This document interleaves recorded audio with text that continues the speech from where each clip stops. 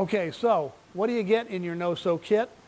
You get an 84-inch length of any of our webbings. We're picking out our PQ polyester in a nice creative pattern. You're going to get 2 O-rings and 2 slides. We'll show you how they all go together. First thing to do, of course, is install your slide.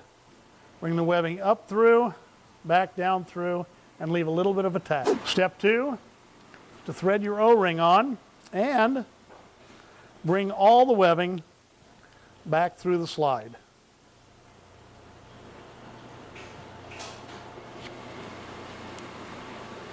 And of course, this is a little bulkier. However, just twist your webbing a little bit, push that through the O-ring, and you get your loop. Okay guys, there you have it. No sewing, no fabricating, a no-sew yoga mat kit. It attaches very well, secure, holding, and allows you super creativity in what you're carrying around.